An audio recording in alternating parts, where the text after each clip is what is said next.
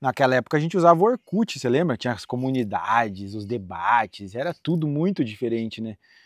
E se fosse daquele jeito que a gente começou há mais de 10 anos atrás com o que a gente tem hoje, teria sido muito diferente. Porque imagina, começar uma atividade, a gente não ter nada do que tem hoje na internet, né? Olha quanta inteligência artificial, quanto programa, quanta rede social, quanto conteúdo, vídeos e mais vídeos, enfim, tanta informação disponível, né? Do que você tem que começar desbravando mal e mal na internet, você encontrava algo, você tinha que às vezes traduzir materiais, e tudo isso para a gente conseguir desenvolver o nosso cultivo de cogumelo shiitake. Eu estou falando lá quando a gente aqui na Pronobis começou o nosso cultivo. Vocês estão vendo que o cenário aqui hoje é um pouco diferente, eu estou me recuperando aqui de uma pequena cirurgia, mas está tudo bem. Então eu estou para conversar com o meu shiitaquinho aqui, na verdade um shiitacão, né? Pô, esse aqui tá bonito. E compartilhar um pouco dessa experiência para que você também consiga pegar os pontos e entender para não cometer os mesmos erros ou para melhorar a eficiência aí do seu cultivo, da sua própria experiência. E é por isso que a gente traz um pouco essa conversa aqui hoje, né? Como começar do zero, sem ter ninguém, né, para te ajudar ou para te dar dicas, para você entender mercado, né? Porque não adianta nada você ter qualquer cultivo, não só de shiitake, tá? De qualquer coisa, ou abrir qualquer negócio, se você não tiver venda, se você não tiver mercado, não vai dar certo, né? Se você abrir uma loja e não vender, vai fechar a loja. Se você montar uma indústria de alguma coisa e essa indústria não vender, ela vai fechar. Se você começar um cultivo de shiitake e não vender, não vai dar certo. Então, tudo que a gente teve que fazer sozinho, né, na época quando a gente começou, teria sido muito diferente se a gente tivesse conseguido ter tudo que a gente já tem hoje, né? A bagagem, a experiência acumulada, o apoio, enfim. E esse é um grande início assim, da nossa história. É claro que isso de alguma forma traz mais vivência para a nossa caminhada, mas também é muito mais demorado, custa muito mais, né? Porque todo o tempo que você tem que aprender a errar e descobrir, vasculhar, isso custa, né? Então, como tudo na vida tem os dois lados, né?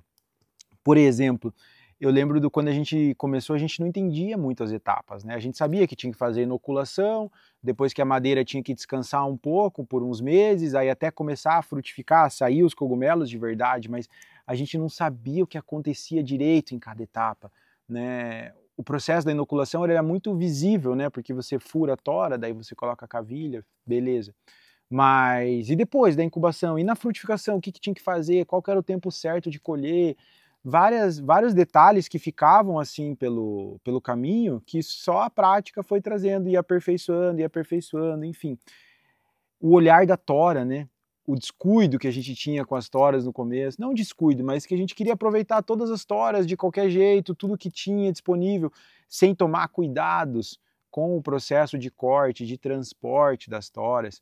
Um detalhe básico, né, que é o óleo da motosserra, que a gente usava o óleo queimado na motosserra, e quanto isso foi prejudicial para a gente. As toras lascadas, né? Tora às vezes que vinha com aquela casca lascadona e a gente não queria perder a tora, falava, não, vamos inocular, vamos plantar. Mas aí plantava, fazia a inoculação, levava, na hora da produção a gente via o prejuízo, né? E como isso prejudicava não só aquela tora, como toda a pilha, ou como todo o restante. Então, detalhes assim, né? Teria vários outros para estar compartilhando, que a gente não se atentava e depois foi aprendendo com a prática, que a vida ensina, como isso mudou e como isso melhorou, né? Coisas que, claro, que a gente já não faz mais também, nem compartilha, nem ensina nada disso, né?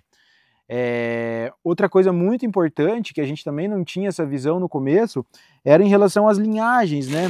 Então, por exemplo, aqui eu tenho um pacote de cavilha, shiitake, né? Vai produzir esse shiitake aqui que estava na minha mão. Infelizmente eu não consigo pegar com essa. Mas existem diferentes linhagens, né? Diferentes variedades de shiitake. Por mais que todos os cogumelos sejam shiitakes, tem linhagens diferentes. E o que traz a diferença? Visualmente, você vai ver um que tem um marrom mais escuro, o outro é um marrom mais claro, o outro tem o stipezinho, que é aquela parte, deixa eu mostrar aqui, que é essa parte aqui, né? Como se fosse o caule dele, mais comprido, o outro é mais gordinho, menor, um é mais branquinho, o outro já é mais escurinho.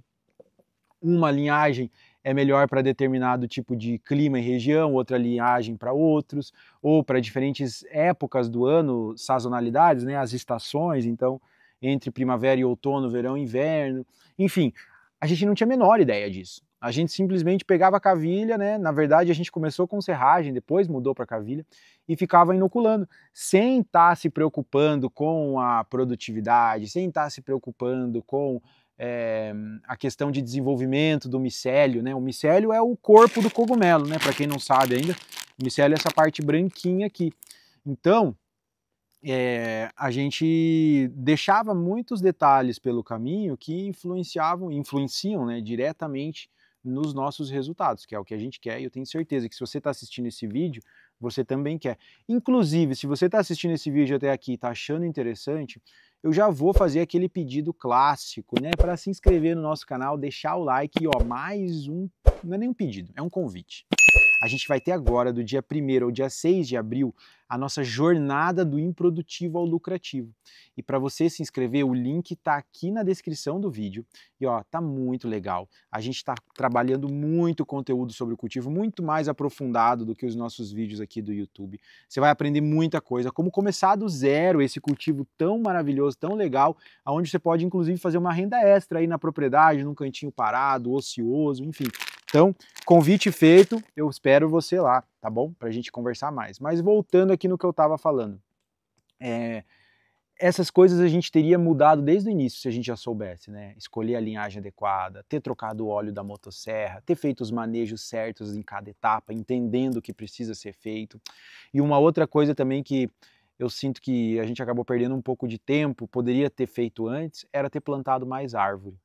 A gente teria plantado muito mais árvore já do início, árvores para o cultivo, sempre na proposta da agrofloresta, na proposta da diversidade, né, que é um trabalho da Pronobis também, trabalhando isso, mas com foco em toras, em madeira para shiitake. Por quê? A partir do momento que a gente entende e a gente racionaliza, isso também no começo a gente não tinha muito, né? Que a tora é o nosso solo, ou seja, que quanto melhor é a madeira, que quanto mais qualidade ela tem, melhor vai ser para o desenvolvimento do micélio, que vai dar o cogumelo no final, a gente, claro, que teria plantado mais, teria feito muito mais áreas com eucalipto, carvalho, castanha portuguesa e outras madeiras para o nosso cultivo. Hoje a gente já tem, né, autossuficiência, a gente tem bastante madeira, mas a gente poderia ter começado antes, ter plantado mais árvore. Então fica essa dica para você que está assistindo esse vídeo, se você tem uma área disponível, já começa a plantar, mas vai levar pelo menos 3 anos. Tudo bem, passa super rápido. Então, plante árvores e não faça como a gente para deixar para plantar depois, né? Já saia plantando agora. Mas, enfim, tem tantas coisas que poderiam vir na cabeça aqui, né, do nosso começo e do que daria para ter feito diferente, mas eu vou deixar para compartilhar mais no nosso evento, né? Mais conhecimento detalhado, mais aprofundado, com as etapas organizadinhas, tintim por tintim, né? Agora, é claro, se você consegue ter uma fonte de conhecimento vinda de quem já passou por isso, de quem já viveu isso, como a Pronobis, né? Como eu e a Karina aqui, que trabalhamos há mais de 10 anos com o cultivo, isso faz toda a diferença, porque a gente não teve. Se lá atrás a gente tivesse tido uma Pronobis na nossa vida, teria sido totalmente diferente. Mas não, a gente foi, né, desbravar esse caminho aí por conta. Então a gente traz isso hoje muito mais mastigado, muito mais elaborado para você, para facilitar o seu caminho em pontos que foram difíceis, pontos que foram desafiadores para nós. Essa é a grande diferença do que a gente enfrentou e encarou lá atrás e o que você vai enfrentar, encarar agora começando o seu cultivo, que vai ser muito mais fácil, mais gostoso também e, claro, com mais resultados do que a gente teve que chegar até aqui. Então, fica o convite aqui para vocês, para participarem da nossa jornada, se inscreverem, é gratuito, vai ser online, beleza? Claro, continue assistindo os vídeos do canal, a gente está sempre postando coisa aqui, a gente adora compartilhar e falar sobre esse assunto, né, de natureza, de agrofloresta, de cogumelo, da vida no campo, enfim, tudo que é o nosso dia a dia, que é a nossa vida real, a gente traz para compartilhar aqui também, no nosso canal do YouTube. Redes sociais, estamos também, Instagram, Facebook, Pronobis Agroflorestal, TikTok, dá uma olhada lá também se você usa alguma dessas e acompanha o nosso trabalho, que sempre fortalece e ajuda, né, a nossa presença aqui nas redes. Valeu, espero que tenha gostado do vídeo. Deixe teu comentário aqui também se tem alguma dúvida, alguma pergunta, que a gente também olha, responde e sempre traz para novos vídeos de compartilhar. Aquele abraço, é nóis!